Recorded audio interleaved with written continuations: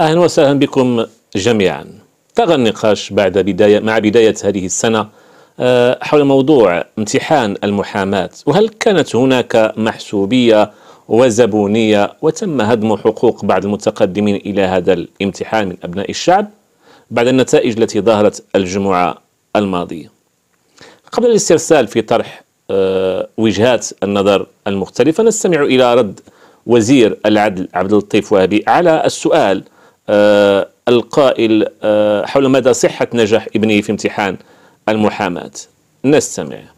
ولد عنده جوج الإجازات وعنده في موريال، باه لاباس عليه وخلص عليه وقراه في الخارج.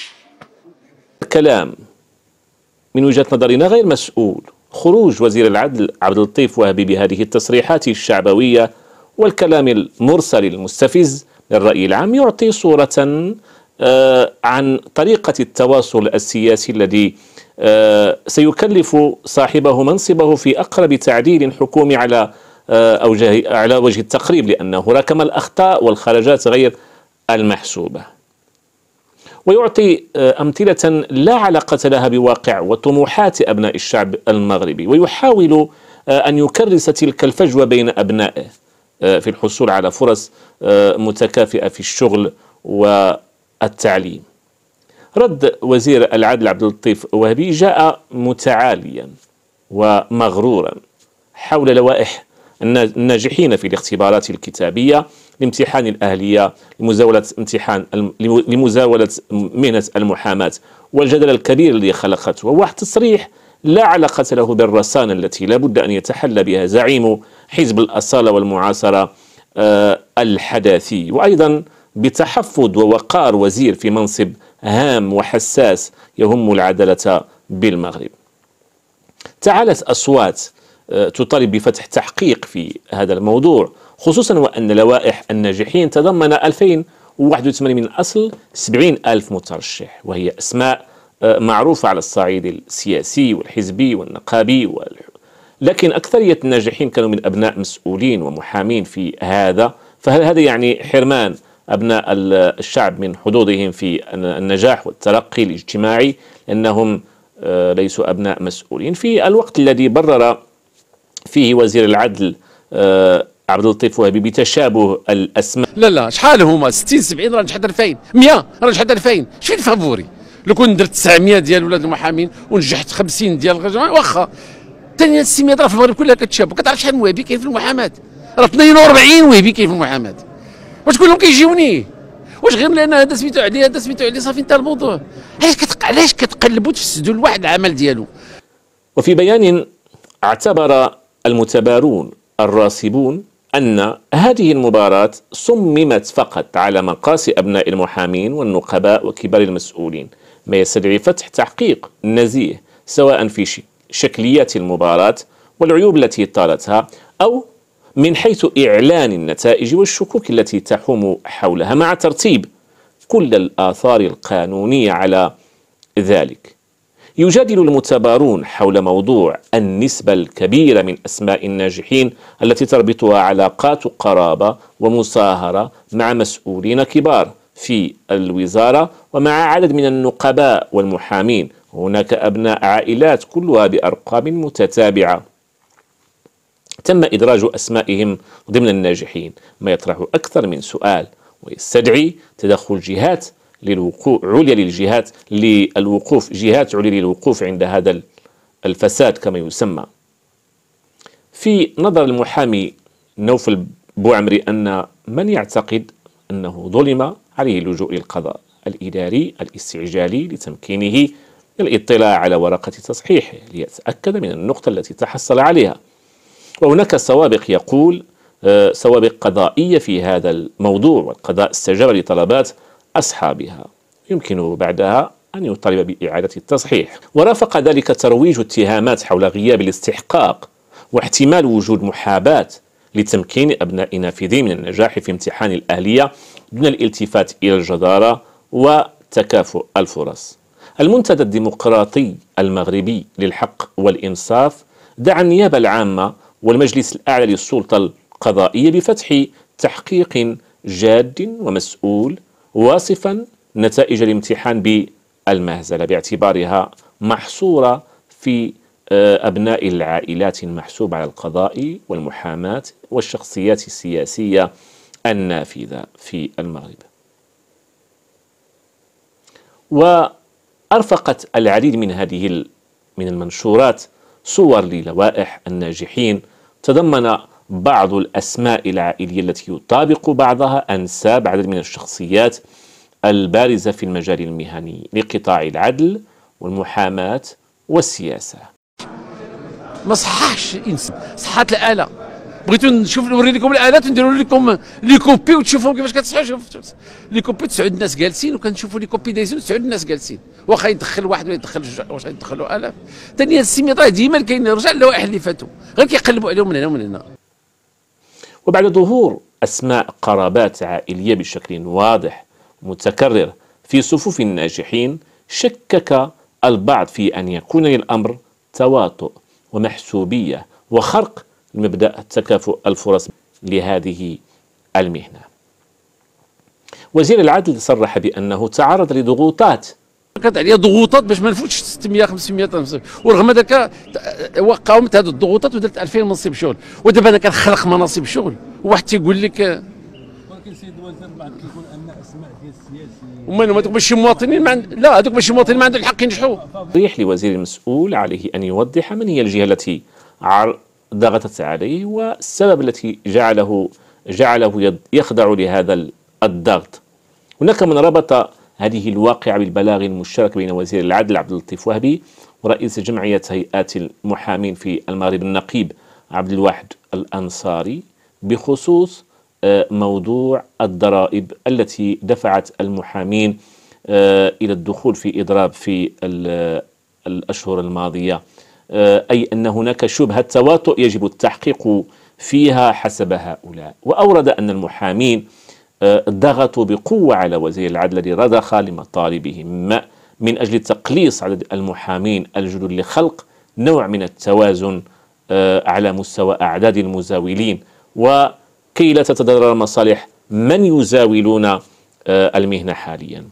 ووصلت هذه القضية إلى البرلمان، حيث وجه برلماني سؤالا لوزير العدل يطالبه بتوضيحات حول حيثيات وظروف إجراء مباراة المحاماة واللغط الذي خلفه إعلان نتائجها، مطالبا بالكشف عن الضمانات القانونية والإدارة التي ستتخذها الوزارة للوقوف على مدى صدقية النتائج توخيا لمبدأ المساواة وتكافؤ الفرص. البرلماني عن فريق الحركة الشعبية في مجلس النواب أكد أو سجل أن لائحة الناجحين المعلنة تضمنت أسماء عائلية معروفة لها صلة بوزراء وشخصيات سياسية أو جامعية أو حتى أبناء نقباء لهيئات المحامين وكذا منتسبين لسلك القضاء، مما يثير الكثير من الأسئلة.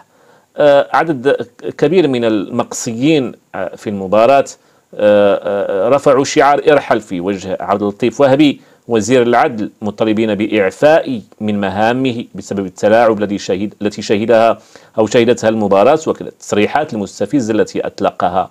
طلب عدد من خريجي كلية الحقوق على هامش احتجاج أمام البرلمان بفتح تحقيق في المباراة التي شهدت توظيف نجل عبد اللطيف وهبي وكذا أقارب عدد من المحامين والأوجه المعروفة.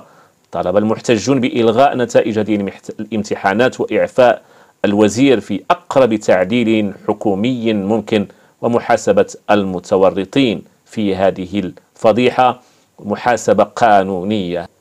عدد من المراقبين لاحظوا أن اللوائح التي شملت أسماء لها نفس اللقب متتالية في الترتيب وفي الأرقام التسلسلية، ما يدل على أن المحسوبية كانت طاغية في هذا الموضوع. وإن كانت هناك خروقات في هذه المباراة يجب إلغاء نتائجها فورا. واستغرب عدد كبير من المتبارين اعتماد النظام الكندي في التصحيح من خلال منح نقطة واحدة على كل جواب صحيح وخصم نقطة على كل جواب خاطئ، وأنه قيل لهم لن تمتحنوا في الأسئلة المتعلقة بالمنظومة القضائية إلا في الامتحان الشفوي. ومع ذلك طرحت على عليهم أسئلة تتعلق بهذا الموضوع في الامتحان الكتابي. هناك عدد كبير من أصحاب المهنة والمتبارين والحقوقيين انتقدوا النظام الذي تم اعتماده حاليا في طرح الأسئلة والتصحيح، كونه نظام غير عادل ولا يتوافق مع طبيعة مهنة المحاماة التي تستند على الجدل والتحليل.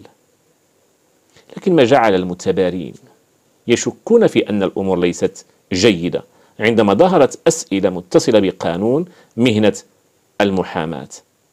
بوصلة النقاش يجب ليس بالضرورة أن تذهب في اتجاه نجاح أبناء الأغنياء أو أبناء الفقراء، لكن حول طريقة تنظيم الامتحان الكتابي. ثم لماذا تأخرت الإعلان عن النتائج؟ ولماذا قطعت هيئات المحامين التنظيم وبعد ذلك تدخلت في التصحيح؟ هذه أسئلة يجب الإجابة عليها. وسبق للمحامين الشباب من خلال فيدرالية المحامين أن قاموا بوقفة احتجاجية أمام وزارة العدل مطالبين بتأجيل الامتحان لحين صدور قانون للمهنة ولضمان تنظيم الامتحان في شروط تحقق المساواة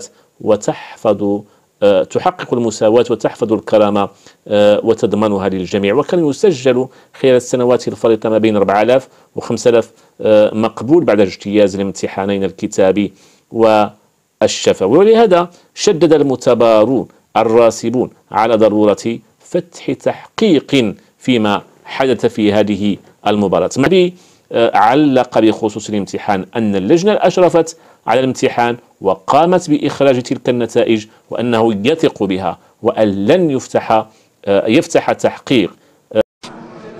ما صحاش الانسان، صحات الاله. بغيتو نوري لكم الالات ونديروا لكم لي كوبي وتشوفوا كيفاش كتصحى. هذا قول عبد اللطيف وهبي.